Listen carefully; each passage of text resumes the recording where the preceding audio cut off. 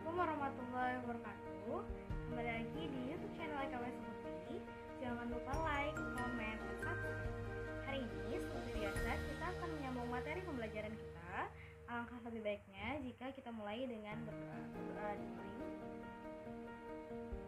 Doa selesai. Sekarang silahkan menikmati materi. Semoga bermanfaat.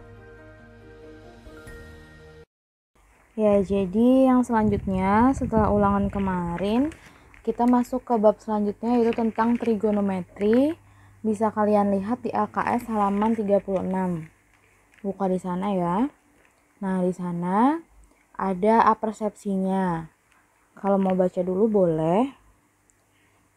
Apersepsinya tentang, pernahkah Anda melihat gedung pencakar langit? Ya, percayakah Anda bahwa gedung tersebut seperti apa yang telah dikabarkan dan diberitakan? Salah satu gedung pencakar langit tertinggi di dunia adalah Burj Khalifa, Uni Emirat Arab, yang memiliki ketinggian mencapai 2.717 kaki atau sekitar 828 meter.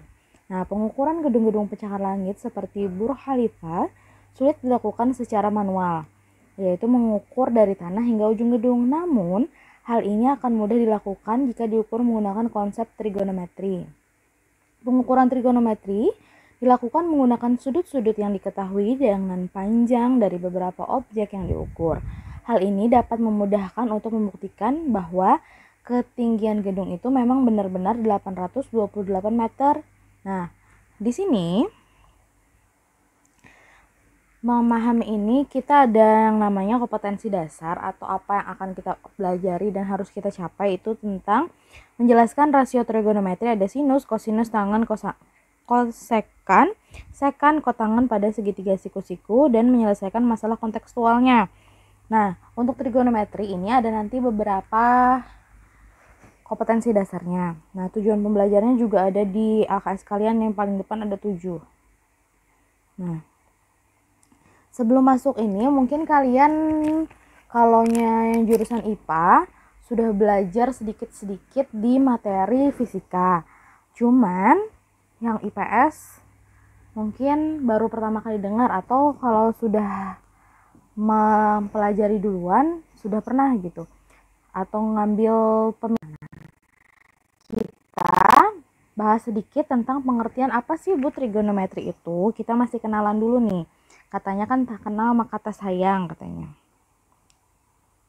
Nah, di sini trigonometri itu berasal dari bahasa Yunani, yaitu dari kata trigonon yang artinya 3 sudut dan metron atau kadang-kadang disebut metro bisa juga, yaitu mengukur, sehingga bisa dikatakan bahwa trigonometri adalah cabang matematika yang mempelajari hubungan yang meliputi panjang dan sudut segitiga. Nah, jadi nanti kalian akan ketemu dengan segitiga tentunya. Kemudian sin A, ada cos, ada tan, kemudian ada kosekan, ada sekan dengan kot. Nah, coba perhatikan. Itu kan ada sin A, ada sin B. Nah, itu yang kalian ingat adalah cara menuliskan rumus, bukan rumus sih, cara melambangkan bahwa itu tuh sudut bisa digunakan dengan huruf besar. Misalnya A besar, B besar, C besar, K besar, L besar, terserah, yang penting hurufnya huruf besar. Karena kalaunya A kecil, B kecil itu menyatakan sisi. Nah, kemudian di tan itu ada yang namanya alfa. Kemudian kosekan itu beta, sekan gamma, kot itu theta. Nah, itu adalah huruf-huruf yang bisa digunakan untuk melambangkan sudut juga. Nggak mesti huruf A, B, C gitu. Nah, kemudian siapa sih Bu penemu trigonometri? Sebenarnya ada beberapa yang mengakui bahwa yang menemukan adalah si ini. Cuman yang paling terkenal ada 2 orang. Nah, kenapa jadi yang menemukan berbeda-beda? Karena zaman dulu itu internet kan belum begitu ya, memang nggak ada. Jadi kabar-kabar tentang ilmu dan segala macam itu hanya kabar burung. Jadi misalnya nih ada di Banjarmasin misalnya menemukan ilmu baru tentang kalaunya di fisika tuh kan ada yang Archimedes, kenapa jadi benda itu tenggelam, mengapung atau melayang. Nah kan, kemudian ternyata di Australia mereka juga menemukan, tapi karena jauh kan ya, jadinya nggak bisa menentukan siapa yang menemukan terlebih dahulu gitu. Dan siapa yang mengakui kan bisa saja mengaku-ngaku gitu. Jadi kita tidak usah berdebat siapa yang menemukannya, cuman yang penting yang diakui oleh, ibaratnya ini kan tercatat di sejarah. Mungkin ada beberapa orang juga yang tidak tercatat di sejarah yang mengakui menemukan trigonometri ini. Dan cabang trigonometri itu kok banyak gitu, gak cuman tentang sin kostan, ada persamaannya nanti. Nah, jadi penemu yang paling terkenal pertama adalah siapa ini? Beliau adalah Muhammad Ibn Musa Al-Khwarizmi atau lebih dikenal dengan Al-Khwarizmi. Nah, beliau ini selain menemukan trigonometri juga banyak menemukan ilmu-ilmu matematika lainnya. Nah, kemudian ini siapa? Ini ada di buku kalian ya, di halaman halaman 45 di sekilas info. Nah, beliau adalah Al-Batani atau Muhammad Ibn Jabir Ibn Sinan Abu Abdullah. Nah, beliau ini yang lebih terkenal, yang paling terkenal menemukan trigonometri, sampai-sampai beliau itu disebut sebagai bapak trigonometri. Nah, apa sih penerapan trigonometri kehidupan sehari-hari? Yang pertama nih ada gambar apa? Nah, di bidang astronomi pertama itu adalah kalian bisa untuk mengukur jarak antar benda langit. Kemudian menentukan ukuran benda-benda langit.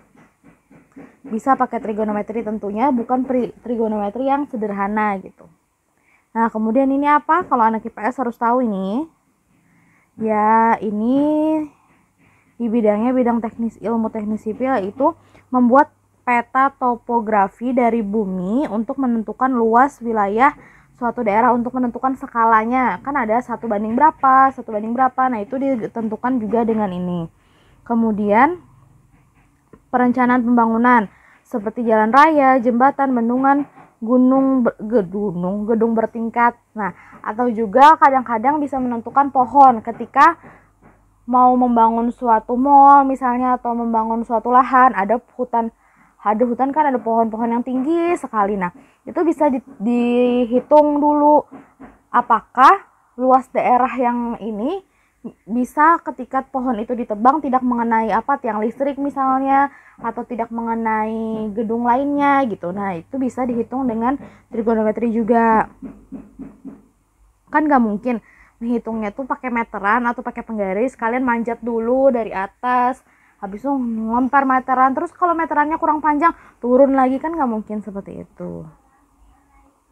Nah, kemudian yang selanjutnya adalah di bidang geografi dan navigasi. Di sini untuk mengetahui posisi planet. Jadi misalnya, oh planet Uranus itu ada di derajat mana, lintang berapa ini dan ini, nah gitu.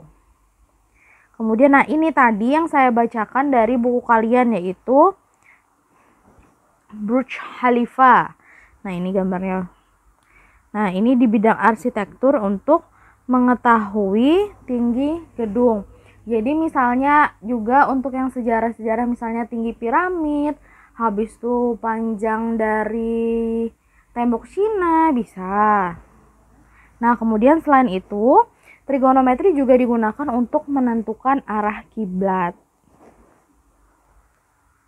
Nah, selanjutnya kita buka halaman 37. Di situ ada ukuran sudut.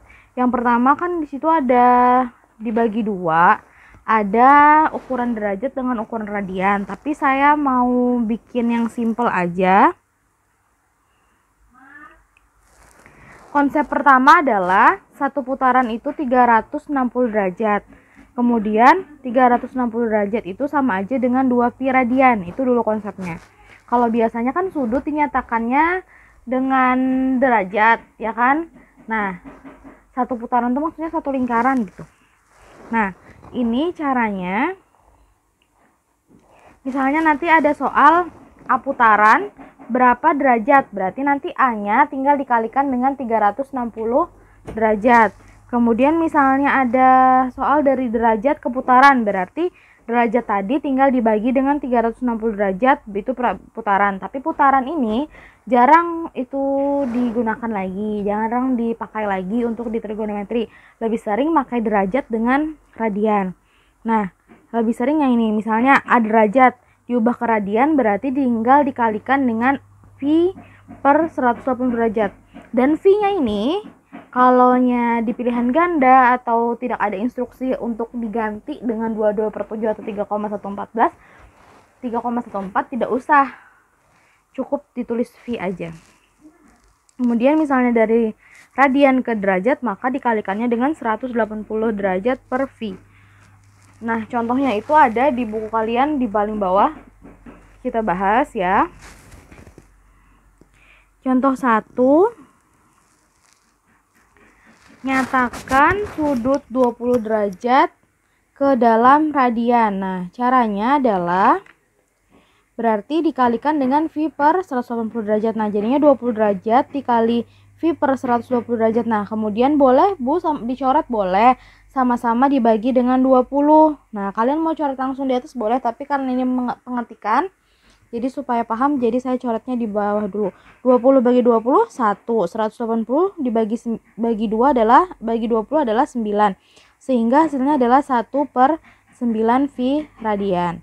Kemudian contoh nomor 2. 120 derajat diubah ke radian. Caranya masih sama, yaitu 120 derajat dikali dengan V per 180 derajat radian. Nah, tinggal dicoret lagi, sama-sama dibagi 60 derajat. Jadinya 120 derajat dibagi 62, kemudian 180 derajat dibagi 60 adalah 3. Jadinya adalah 2 per 3 pi radian. Kalau di buku itu kan hasilnya 4 per pi radian, ya kan? Itu boleh, cuman kurang sederhana. Karena 4 per 6 itu bisa sama-sama masih dibagi dengan 2. Kemudian misalnya sudutnya negatif, boleh. Jadinya negatif 30 derajat. Misalnya soalnya kan seperti yang nomor 3, tinggal kita kalikan juga sama dengan V per 180 derajat. Kemudian sama-sama dibagi dengan 30, jadinya negatif 1. Kemudian 6, jadinya negatif 1 per 6 V radian. Kemudian contoh yang keempat, yaitu 1 per 2 V radian diubah ke derajat. Berarti dikalikannya dengan 180 derajat per V. Nah, ini V-nya dicoret. Kemudian 180 derajatnya sama-sama dibagi 2, 2-nya juga dibagi 2. Jadinya 1 kali 90 derajat kan 90 derajat. Kemudian contoh yang kelima itu adalah 2 per 3 V radian diubah ke derajat. Jadinya 2 per 3 V radian sama dengan 2 per 3 V kali 180 derajat per V. V-nya coret, kemudian 180-nya sama-sama dibagi 3 dengan 3. Jadinya 2 dikali 60 derajat sama dengan 120 derajat. Nah, ini masih dasarnya. Nah, kemudian yang terakhir pembahasan hari ini tentang konsep dasar sudut. Nah, di situ kan ada gambar, kalian lihat di buku kalian, itu adalah sudut berdasarkan arah putarnya. Nah, secara geometris sudut didefinisikan dari hasil rotasi dari sisi awal. Jadi kalian garis dulu awalnya.